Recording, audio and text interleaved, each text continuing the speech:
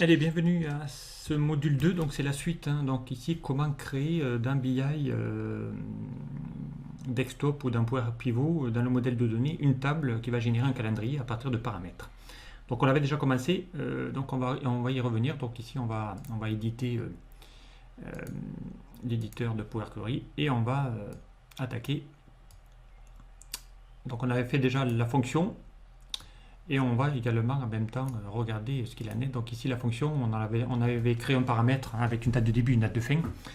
Et ici on va pouvoir gérer à la fin l'année fiscale pour lui dire de mettre ici quand est-ce que commence l'année fiscale si c'est pas la même que l'année civile. D'accord. Donc on y va. Donc pour ça, eh bien on va de nouveau éditer l'avancée et on va continuer la requête puisque derrière eh bien on va pouvoir rajouter encore pas mal de choses. On avait réussi à créer la fonction ici, d'accord, en émettant nos trois arguments. On avait créé déjà la table, avec ici une table avec toutes les dates d'une année de début jusqu'à la date de fin. Et ensuite, on avait généré des colonnes, où là, on avait rajouté l'année, le trimestre, le mois, le jour, et on va continuer à en créer d'autres. Donc ici, on va avoir souvent besoin de créer pas mal de choses. Donc ici, on va cliquer sur cette ligne, on va faire aussi un petit CTRL-C, CTRL-V. D'accord. Et on va insérer, donc après l'année, le trimestre, le mois, le jour, eh bien on pourrait y mettre par exemple le mois non plus, le mois en lettres, pourquoi pas. Donc ici on va mettre le mois non, d'accord, le nom du mois. Donc là pareil, on va lui dire d'aller insérer à partir de la dernière instruction, CTRL-C, CTRL-V, d'accord. Donc ici on va mettre mois non, ok, le nom du mois. Donc ça aussi c'est intéressant de pouvoir le mettre. Ok. Et on va lui dire ici de créer non pas le day mais on l'avait fait un point month, ok, parce que c'est le mois qu'on va chercher toujours à partir de la date, ok. Mais on va le mettre en texte, donc ici pour chacune des dates, d'accord, et on va le transformer en texte. Donc ici on va mettre un point date to texte. Alors on va le mettre ici normalement. Hop, voilà. Pour chacune des dates. Point to virgule. Voilà. Point. Ah, pardon, j'étais à meilleur âge. Point to texte. To texte. Date to texte. Ok. To texte de quoi? Donc il va vous demander ici une date. Donc la date, c'est ma colonne date directement. Et derrière, on va lui rajouter un argument. D'accord. Il va vous demander ici quel est le type de colonne que l'on veut donner. D'accord. Donc on va lui dire le mois non. Et on va lui mettre ici le format. Donc ici le format, on va lui mettre le format MMM pour dire que je veux les 3 premières lettres du mois. D'accord. Et on va lui dire derrière, d'accord, pareil,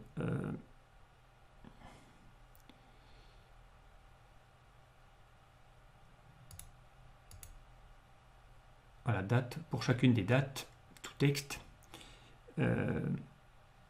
Et on va lui dire ici d'aller encore une fois, hop, voilà, lui mettre ici, alors il me manque une petite virgule quelque part, mois, non, date, voilà, mois.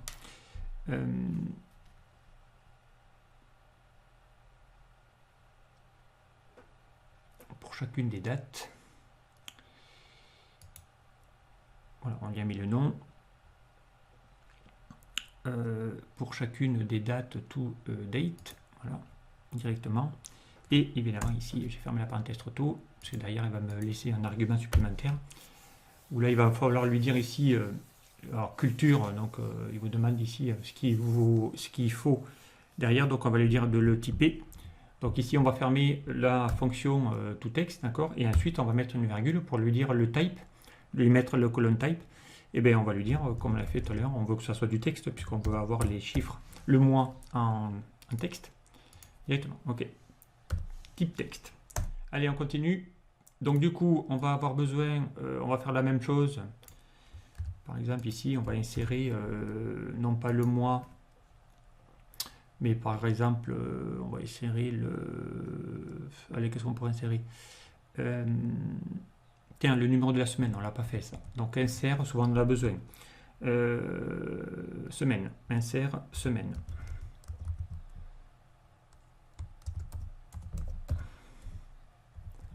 Voilà. Semaine numéro. Ok, semaine. Ok, insère le numéro de la semaine. Donc on va lui dire, toujours pareil à partir de la dernière. Ok, là on va lui dire NO semaine, semaine, numéro semaine. Ok.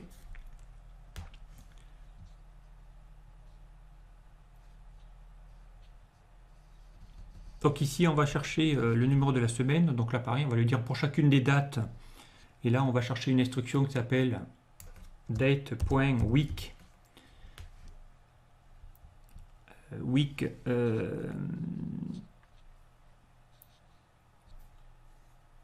of year. Week of year. Voilà, ici on l'a là.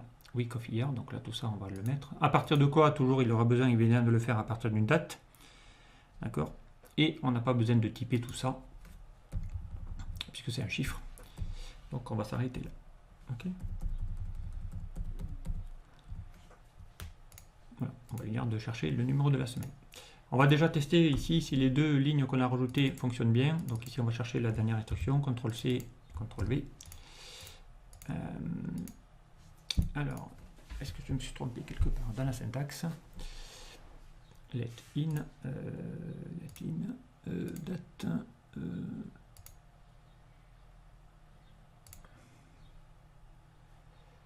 j'ai pas mis de parenthèse, normalement ça doit être bon.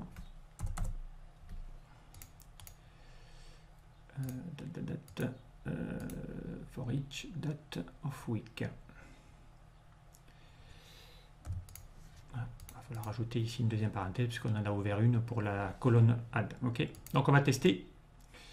A priori, pas d'erreur syntaxe. Donc là, on a pu rajouter donc deux nouvelles colonnes. Après le trimestre, le mois, le jour, on y a mis le mois avec les lettres.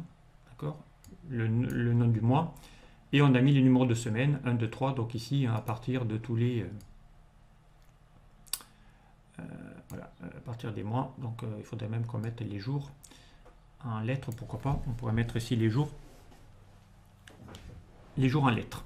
On va le mettre pour savoir si c'est un lundi ou mardi. Ça peut être intéressant si on veut jouer sur ça. Donc on y va. On va rajouter aussi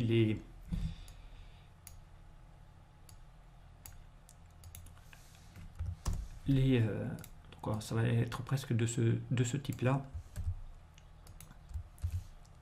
Donc insère jour non. Ok. Donc lui, on va chercher l'instruction qui est avant, à chaque fois, d'accord? Jour non, d'accord? Et on va lui dire, à lui aussi, pour mettre les jours, hein, eh bien, plutôt de mettre MMM, alors on va mettre les jours en D, voilà. Et évidemment, il va falloir les transformer aussi en texte, d'accord? Eux aussi, parce que derrière, c'est du texte. Testons, CTRL-C, CTRL-V. Ok, donc là maintenant on va pouvoir ici savoir rajouter aussi les jours. Donc là on a mis lundi, mardi, mercredi, voilà, et ça me permet de savoir que le numéro de semaine, eh bien à chaque lundi il repart à 2, à tous les lundis il repart à 3, donc c'est bien les numéros de semaine qui s'arrêtent jusqu'au choqué. Donc on a bien ici les numéros. Voilà, si on veut travailler un numéro de semaine, il y en a qui travaillent beaucoup dans les statistiques de faire des stats et des indicateurs par semaine, et bien au moins on les a. On va pouvoir à partir d'une date en extraire tout ça. D'accord. Allez, on continue. D'accord.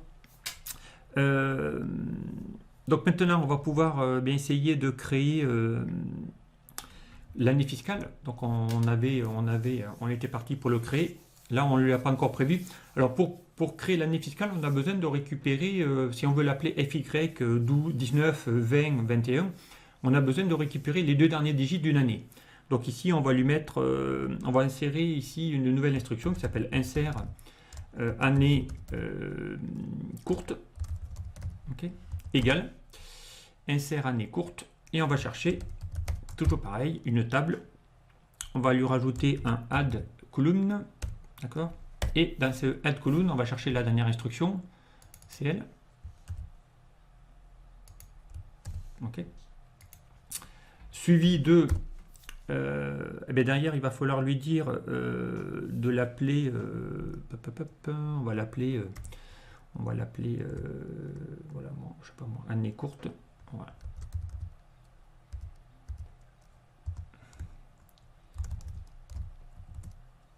Voilà, année courte, peu importe.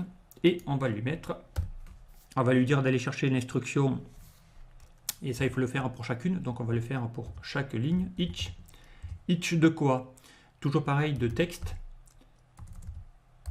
Ok, point end, et là on va chercher l'instruction, la fin de mon champ qui s'appelle année, puisque année on l'avait créé dès le début. Normalement voilà, année sans accent j'ai mis, donc on va chercher la colonne qui s'appelle année, donc année, voilà, année, c'est ça, ok. Et on va lui dire voilà, de compter le nombre de caractères qu'on veut récupérer. Donc on en veut 2, pas plus, d'accord, 2 caractères, c'est tout.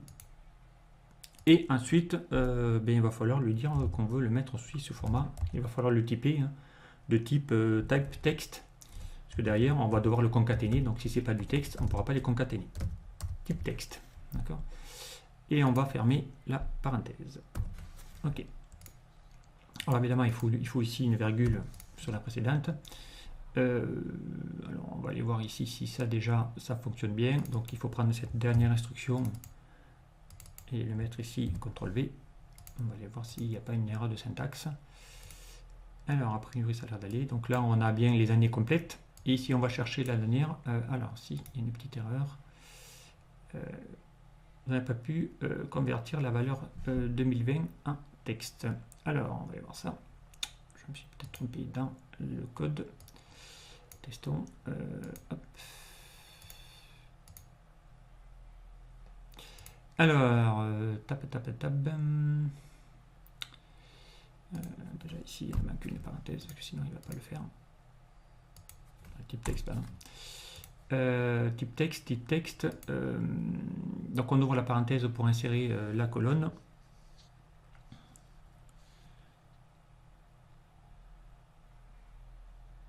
On va lui dire de l'appeler année courte et ensuite on va lui dire d'aller chercher l'instruction texte. Ah oui, ici, pardon, oui, effectivement, texte end. À la fin du texte, il va falloir qu'on cherche un texte. Texte. Point from, parce qu'il faut lui dire d'aller chercher que sur les derniers. From, ça on l'a vu tout à l'heure. From de quoi? De mon champ. Pardon. Ici. From. Voilà, texte from. La valeur, c'est mon année. Il va chercher ici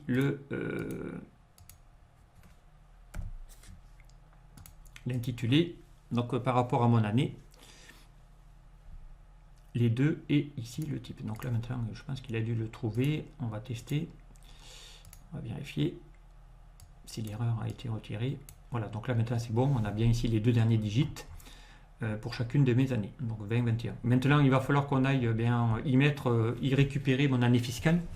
Donc l'année fiscale, ce serait FY 20, FY 21, FY 22 si on veut y mettre. Et il faut le faire donc à partir ici d'un mois de début qu'on va mettre dans le premier argument. Ici, je vous rappelle qu'on avait créé un argument. Donc ici, il va falloir qu'on attende le numéro du mois, un chiffre, entre 1 et 12. Donc il va falloir qu'on le fasse, qui change l'année à chaque fois que ce mois-ci débute. Donc dès qu'il y a un mois qui débute, il faut qu'il change l'année fiscale. Donc il va falloir qu'on fasse un test avec un if pour lui dire qu'à chaque changement, tu rajoutes 1 dans l'incrémentation pour faire le décalage. Ok, alors on y va pour ça. Et comme on a maintenant la date courte, on va pouvoir les concaténer. Donc, on va créer cette fameuse année fiscale qui va être aussi donc amovible, puisque d'ailleurs on va pouvoir la générer directement. Donc ici, on va mettre la dernière instruction. Donc on va mettre ajout fiscal layers. On va mettre année fiscale. Voilà, on va l'appeler en français année fiscale. Ok, égal. Alors, donc on va chercher encore une fois une table. Point add column. Add column de quoi? Il va falloir chercher la dernière étape. La dernière étape, c'est celle qu'on vient de faire, c'est l'année courte. Ok. Ensuite, il va falloir lui dire d'aller concaténer. Donc on va y mettre le texte FY déjà, d'accord, pour mettre FY, et puis derrière, on va concaténer ça. On va l'appeler comme ça déjà, cette colonne. Alors pour chacune, il va falloir qu'il fasse each. Each de quoi? Each. Et là, il va falloir qu'il fasse ici, concaténer. Donc on va faire FY, concaténer. D'accord. Avec, là, c'est là qu'on va faire le test. Donc là, il va falloir qu'on fasse un test par rapport ici au mois. Donc ici, on l'avait appelé mois, je crois. On avait appelé la colonne mois. Voilà, il va falloir qu'on aille chercher cette colonne mois pour aller ici lui dire de le faire. Ok. Donc ici, on va faire un test. Il faut qu'il change. Donc on va faire un if. If quoi? Alors if mois. Donc ici, on va chercher le mois. D'accord? Si le mois, d'accord, est supérieur ou égal, on va mettre une condition, est supérieur ou égal au début date, au champ début date qu'on a créé. D'accord? Début.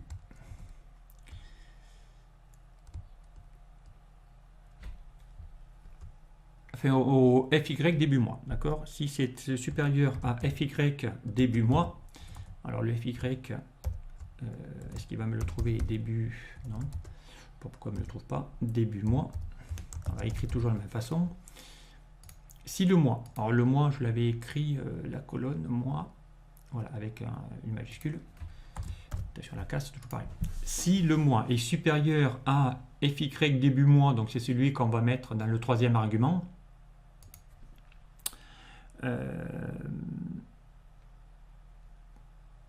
Et puis ça, c'est pas une colonne, pardon. C'est pour ça qu'il ne me le montrait pas. Lui, c'est pas une colonne, donc on va mettre FY, voilà, pour qu'il aille me le chercher. FY début mois, voilà. Donc c'est pas une colonne, c'est pas un champ. Donc c'est un paramètre. Alors, then, continue ma condition. Eh bien, on va lui faire le calcul. On va faire un texte from. From quoi? Donc on va lui mettre déjà un number, on va le changer en nombre, point from, on va chercher l'instruction number.from. Point from de quoi? Là il attend une valeur, bien, la valeur ça sera bien l'année courte qu'on vient de créer. D'accord? Donc l'année courte, elle s'appelle année courte, donc on va chercher la colonne qui s'appelle année courte. Ok? Et ensuite, donc on va juste agrandir un petit peu, parce que là, cette ligne, ça va être la plus longue. Année courte. Année courte de quoi? Plus 1, parce qu'il va falloir qu'il décale, qu'il rajoute 1 à chaque fois. D'accord? Et on va fermer ici notre parenthèse. Et ensuite, on va faire sinon, else, on va partir dans le else. Eh bien, on va lui laisser uniquement année courte. Sinon, on garde la même. Tant qu'il n'a pas dépassé, tant qu'il n'est pas supérieur à l'année, on le laisse comme ça. D'accord? Et on ferme la parenthèse de mon if. Alors, on va tester. Pas certain que je suis peut-être trompé dans la syntaxe. Si et puis elle, et encore une fois, ça sera la dernière. Ok? Testons. Alors là, il me dit que text.from n'a pas fonctionné. Alors, on va aller vérifier. Encore une fois, problème de casse. Ça, je le dis souvent, mais text from. Voilà. Text.from. Après, on a le number.from. Voilà, on va tester. Alors, hop, voilà, l'erreur a priori a disparu. Donc on va vérifier s'il a bien calculé l'année fiscale à chaque changement. Donc là il m'a mis l'année FY01. Donc là c'est normal, il a commencé au 1er janvier. Alors on va changer le paramètre, hein. On va lui dire ici de faire la même chose. Donc on va changer le paramètre. On va lui dire va commencer au 1er janvier 2019. Ok. Et on va s'arrêter au 31/12/2021, par exemple, admettons que j'ai besoin, et je voudrais que mon année fiscale commence au 1er septembre. Donc on va lui mettre le début du mois, ça sera septembre. Donc c'est-à-dire qu'il faut qu'il fasse le changement à début septembre. On va tester. D'accord. Donc là il a commencé à mettre en 2000, on va actualiser. Ok. Et on va regarder tout ça.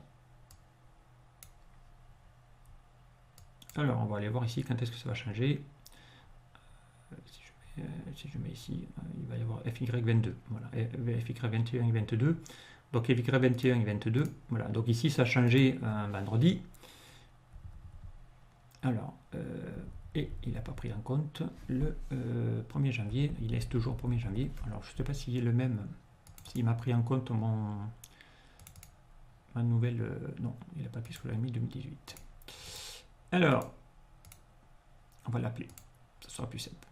Allez, on va faire au 1er janvier 2018, on va changer jusqu'au 1er, jusqu'au 31/12/2020, admettons, et on veut qu'il prenne mon année fiscale au 1er septembre. D'accord, changement, j'appelle. Donc là, il a recalculé, hein, il en a fait une deuxième parce que je pense qu'il n'avait pas mis à jour. Donc admettons, là, maintenant, il vient de refaire une nouvelle. On a bien commencé au 1er janvier. Et on va aller vérifier notre année fiscale. Donc là, par défaut, on est au 1er janvier, il est toujours FY98. Et dès que je vais arriver à FY19, donc là, normalement, ça doit être au 1er janvier. 1er septembre, voilà, au 1er septembre, il a bien pris.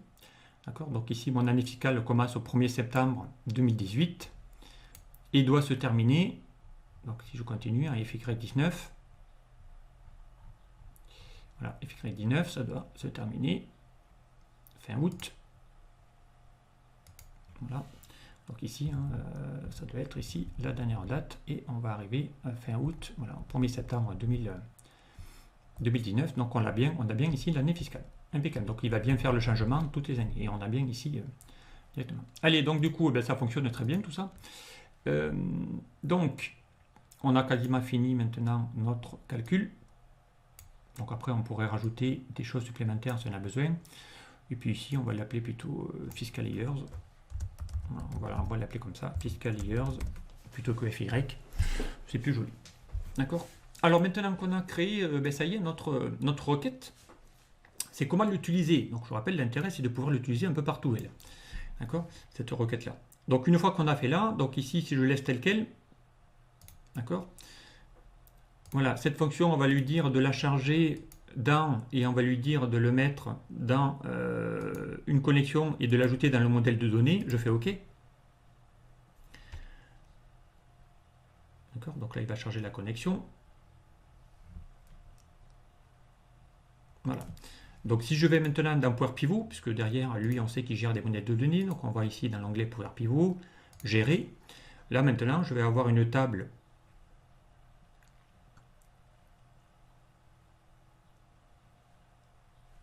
qui s'est mise dans le modèle de données, d'accord, ici, avec une table donc qui va générer ici toutes les dates. Alors ici, encore une fois, dans Power Pivot, les dates, il les met toujours avec les heures. Si on n'a pas géré les heures, vous pouvez les mettre en date courte. Ça n'empêche pas. Voilà, ici, avec toutes les données qu'on a besoin, on a des dates, des années. On a des trimestres, on a des jours, d'accord, on a des mois, non, on a des numéros de semaine, les jours en lettres, on a des années courtes, on a l'année fiscale. Donc, c'est assez pratique. Donc on a ici directement toutes les données qu'on a besoin de générer si j'ai besoin ici de les afficher. Donc voilà, donc c'est assez pratique.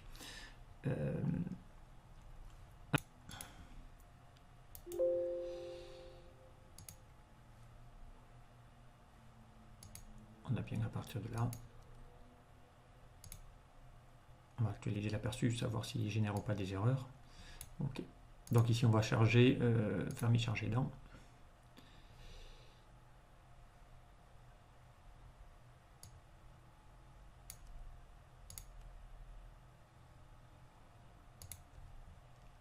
Créer et propriété, on fait OK. On va réactualiser.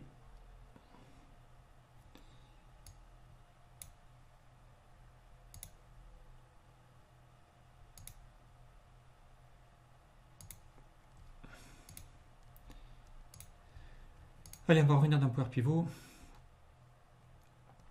pour voir si mes dates sont bien générées. Voilà, donc ici maintenant mes dates sont bien là. Donc j'ai bien tout ça. On va juste ici dans les dates mettre ça au format date courte. Voilà, donc ici on a bien ici toutes mes donc il a bien renommé tes calendriers maintenant.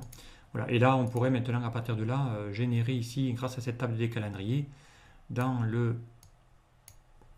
ma requête de pouvoir ensuite le relier avec une autre source si j'avais récupéré pour pouvoir relier le date avec ici un champ date. Okay.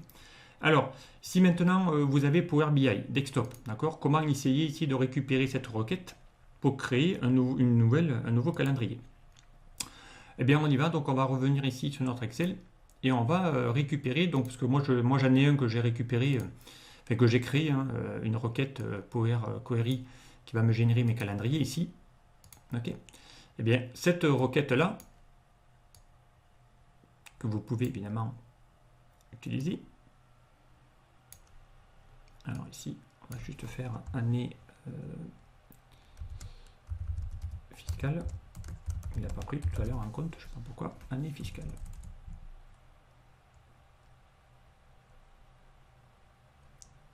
C'est le nom de la colonne. Ok, on va quand même retester.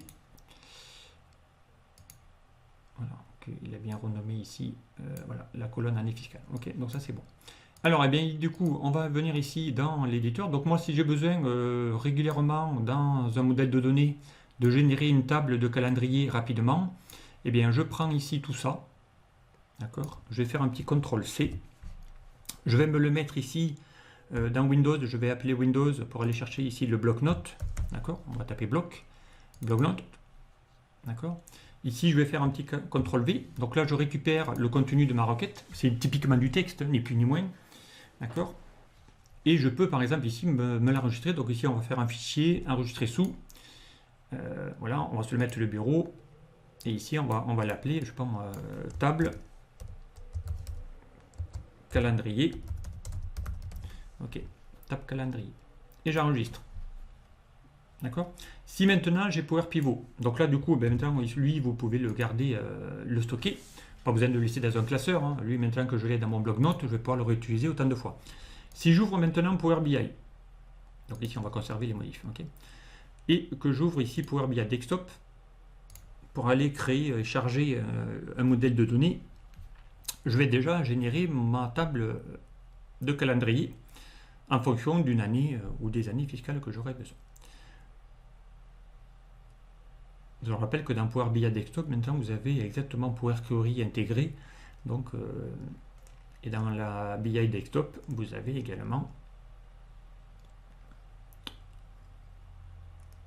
directement aussi Power Pivot intégré avec le langage DAX qu'on apprendra au fur et à mesure. Ok. Donc pour l'instant maintenant, on va juste lui dire d'obtenir les données. Ok, peu importe. Et on va lui dire, nous, de créer, eh bien, on va lancer Power Query. Hein. Ok. Donc, on va lui dire de créer ici une requête vide. Vous allez voir qu'il va être rapidement simple de faire une table des calendriers. D'accord. On va lancer l'éditeur avancé que vous avez aussi dans Power BI Desktop. On va effacer tout ce qu'il y a là et faire un petit CTRL-V pour récupérer ici le contenu de ma requête, de mon script. Ok. On va ici renommer ici les calendriers. Après, on aura pu ici mettre, moi je mets souvent T pour dire que c'est une table des calendriers. D'accord. Et là maintenant, si je veux créer une table des calendriers, ou aussi, voilà, peu importe, Donc ici, on va même l'appeler fx, parce que c'est la fonction, d'accord, de ma requête. Et bien ici, il va demander quelle est la date. Donc admettons que j'ai l'année 1er janvier 2019. Je veux aller jusqu'au 31/12/2021. Ok. Et je veux que mon année fiscale, ce coup-ci, soit au mois de juin. Admettons que mon premier mois fiscal, c'est le 1er juin. Au 1er juin, je change d'année fiscale. Ok. Je fais appeler. Il va vous générer ici le calendrier que je viens de générer automatiquement. D'accord. Donc ici, on va lui donner un nom. On va l'appeler T calendrier. Ok. Et ça y est, maintenant j'ai ma table des calendriers qui est déjà générée, qui est totalement dynamique, avec ici toutes mes années, donc avec l'année fiscale qui va commencer ce coup-ci au 1er juin. Donc ici, normalement, hop, voilà, si je regarde, on est bien ici au 1er juin, il n'y a pas de souci, l'année fiscale va changer à chaque fois. Ok. Voilà, et maintenant, ben, ça y est, donc ici, pareil, je pourrais maintenant, quand je quitte Power Query, ok, j'ai ma table, ici. Voilà, il est en train de mettre à jour. Je suis allé un peu trop vite. Il va automatiquement le charger dans le modèle de données, lui par défaut, hein, puisqu'on est dans Power Query. Directement. Ok. Et on a ici la table des calendriers qui s'est chargée. On le voit ici dans la visualisation directement. Ok. Et après, on pourra les relier, évidemment, avec ici. Hop, voilà. On a ici notre table des calendriers, qu'on va pouvoir ici avec tous les champs en question, direct, qu'on va pouvoir ensuite relier avec ici mes dates et les relier avec ici une autre colonne, si j'ai une table des ventes, une table des factures, une table des achats. Donc on va pouvoir avec une seule table relier, pour ça que c'est l'intérêt d'avoir une table des calendriers, c'est derrière, si je veux après faire des analyses par mois, par année, par trimestre, par année fiscale, eh bien on va pouvoir ici les récupérer automatiquement. Ok. Voilà, donc ici, comment générer ce genre de choses. Allez, voilà, vous avez compris le système. Donc, on ne va pas l'enregistrer, mais sachez que on a maintenant ici la possibilité de pouvoir, avec Power Query, générer une table directement avec l'année fiscale. Ok. Allez, je m'en arrête là. Donc, je vous dis à très vite sur un prochain tuto.